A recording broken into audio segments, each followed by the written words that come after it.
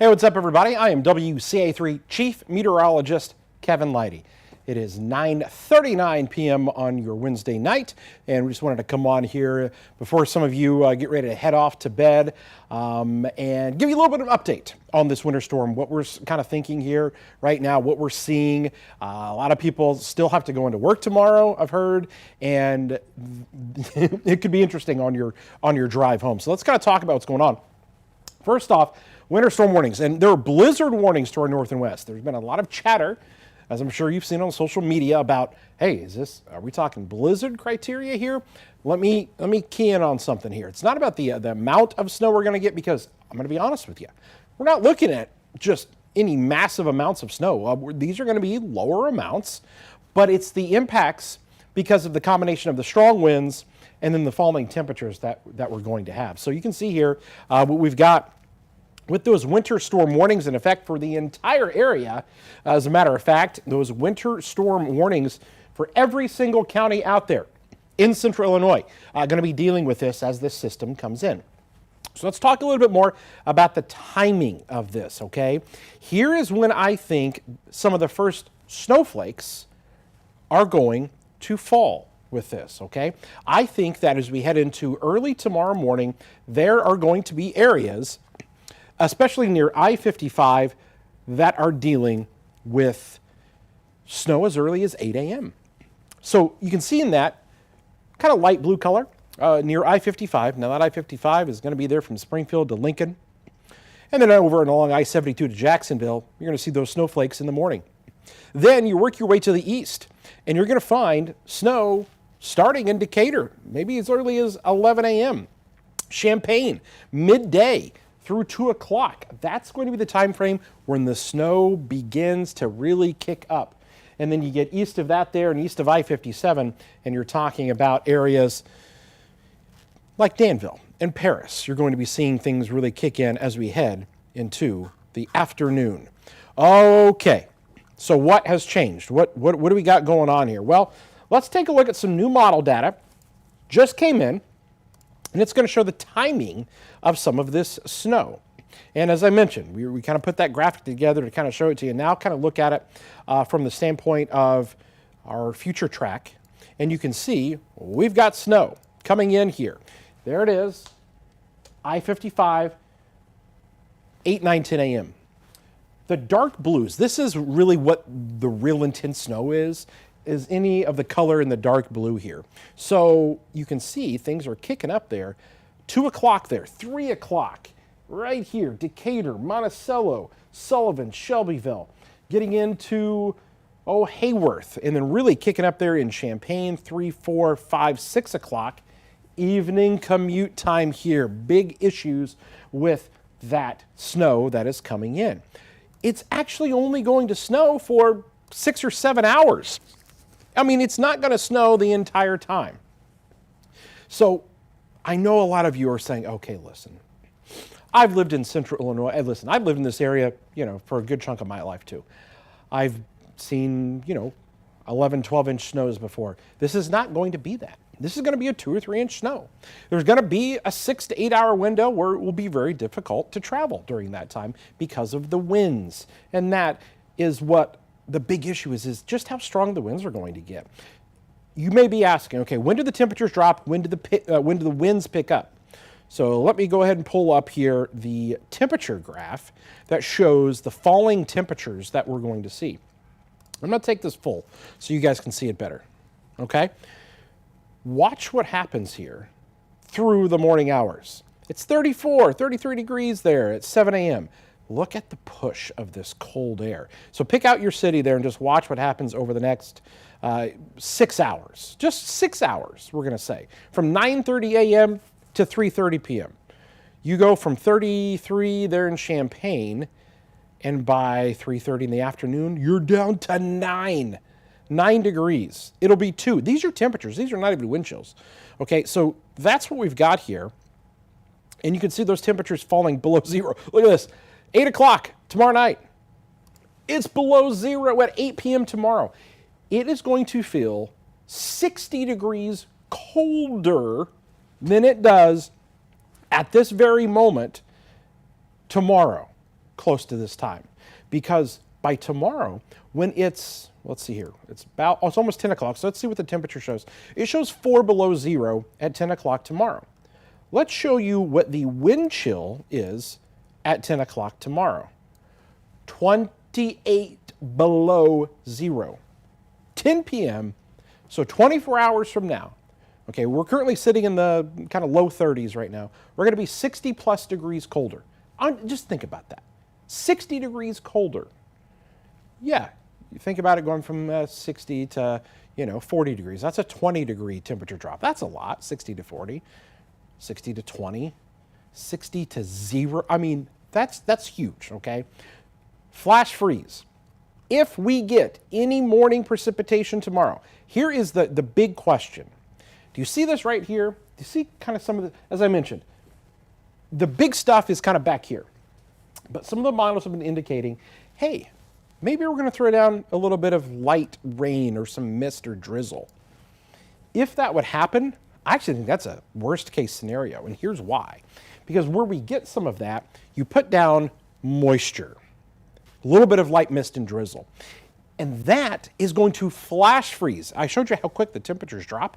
Flash freeze. Everything is going to go from being above freezing to 30 minutes later, you're 15 degrees colder, and everything's going to freeze over. If you do that, and then you throw on top of it the snow that we're expecting, boy, that's even worse, because now you've got a layer of ice, a thin glaze, with the snow that is going to be on top of it, okay?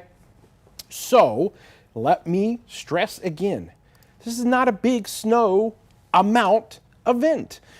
It's very likely that you will be able to go out and measure, 1 or 2 inches of snow. That's the very likely scenario. I think it's pretty likely too that probably 2 to 3 inches in several spots.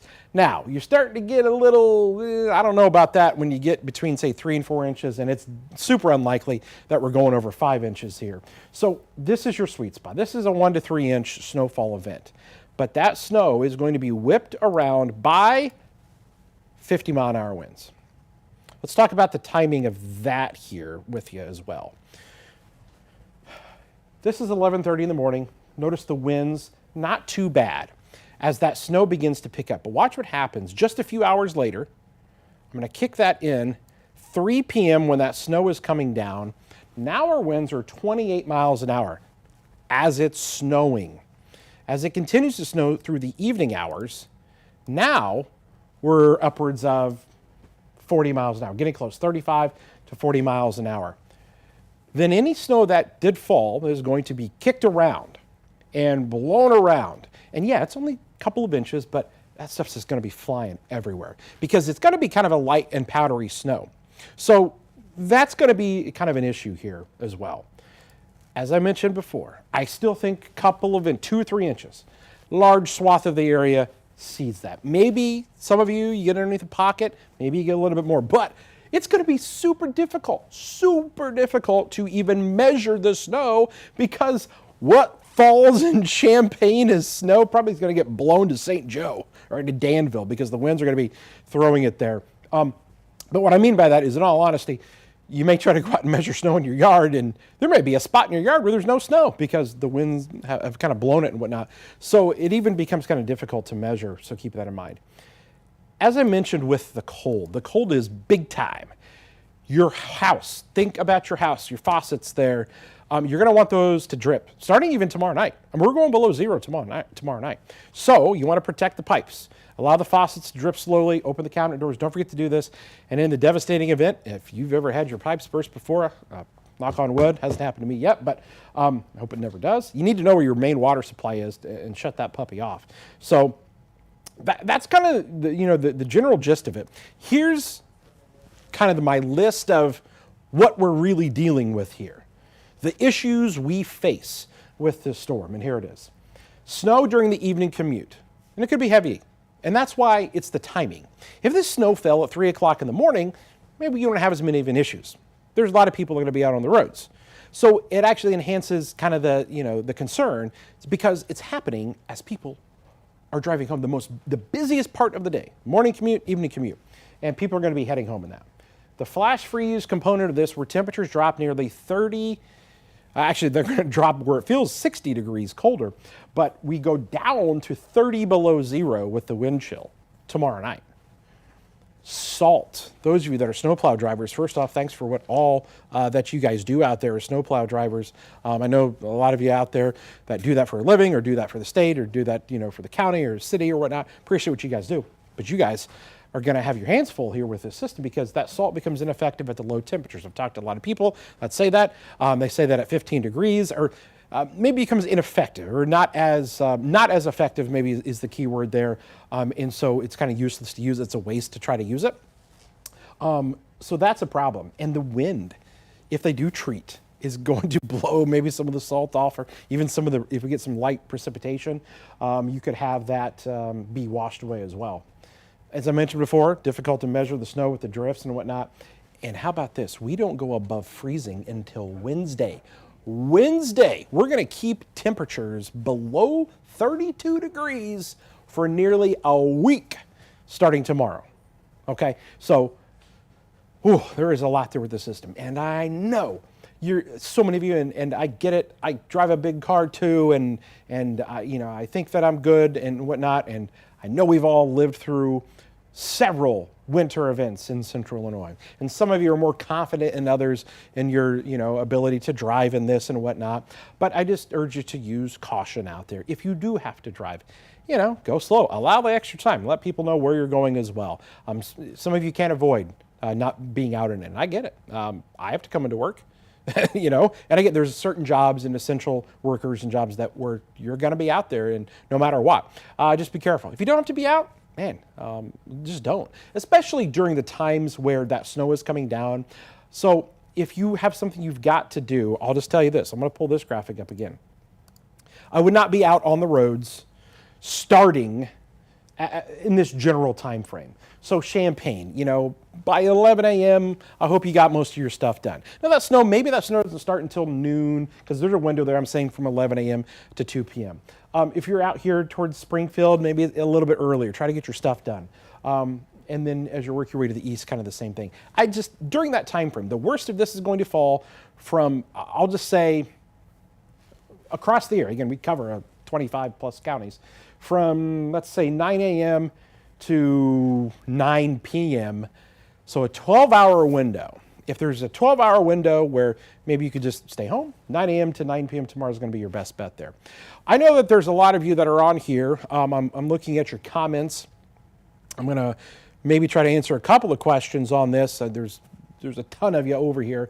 So I'll do my best because I got to get ready for the 10 o'clock newscast. So we're going to be doing that here in just a second, but I'll try to scroll through and see if anybody has anything that they would like to ask. Thanks for everybody here for tuning in. Appreciate everybody that jumped on. Again, 2 or 3 inches of snow. It's not the biggest snow that you're ever going to see in your lifetime, but that combined with the winds will just make it bad, for that period of time. And even on Friday, as that wind kind of blows it around a little bit. But the worst time will be as the snow is falling, as the winds pick up, and as the temperatures kind of drop off. So that's what we're concerned about as that system moves in. All right, we got Jimmy over here in Tilton, and Jared says he works in this, he can't stay home. Yeah, I hear you. Salt won't work. No, Ashley, salt won't work when it's this cold. You are welcome, Jennifer. What's the reason for higher snow totals further north? The reason is the low is actually strengthening as it gets up here, and I actually think that there may be some enhancement because this area of low pressure it's coming through is actually getting stronger as it kind of departs to the east, and so I think there is maybe that that possibility for that to be the case. Hey Kevin, your son is all right. Thank you, Jacob. Appreciate it. How bad is Danville, Illinois going to get? Kind of the same thing. Everybody gets the same thing out of this, and to be honest with you, you're going to get the wind, you're going to get the cold, you're going to get the snow. I don't care where you are, you're going to get it. It's just a matter of, okay, do you get 1 inch? Do you get 2 inches? Do you get 3 inches? Do you get 4? Does it matter? Nah, not really, to be honest.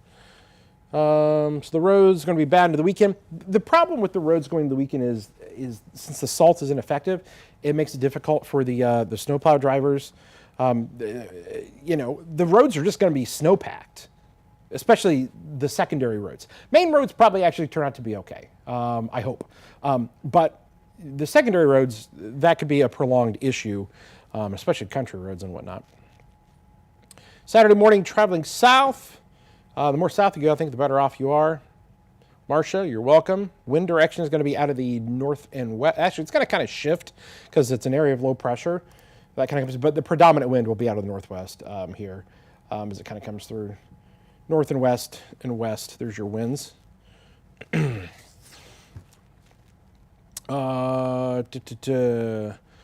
what's it looking like for Petersburg? Same thing. Everybody gets the same thing. I don't care where. This is the one thing about the storm system.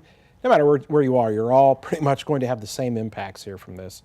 How salt doesn't work below certain temperatures. I actually had an IDOT worker explain that to me. It only works. It works good at certain temperatures, and the lower it goes. And that's the thing. It actually does continue to work at those temperatures, but not very well. And that's just kind of how it is. It's just it's unable to work when it's that cold out. Sandy, appreciate you. All right. Got to drive to Canton. Time frame of snow falling in Hayworth. Midday. Stay warm, stay safe. Diane, thank you. Yes, yes, yes. Okay, guys. I know there's a ton of questions that are literally still rolling in on this here, and I appreciate everybody that jumped on. I got a newscast in 4.5 minutes, probably less than that. So I'm going to have to jump off here, but tune into the 10 o'clock newscast. We'll go into more detail of this on the newscast here in just a little bit and have more. And we're going to be back on tomorrow as well. Our whole team is going to be out here. And we're going to be out doing coverage. We're going to be online. We're going to be on our app. We're going to be on the newscast there. And we'll let you guys know what to expect with all that. So for now, I'm going to have to sign off here. Get ready for the newscast. I hope to catch you guys on there. Download our weather and news app if you have not done so already. And thanks for tuning in. We'll see you guys soon.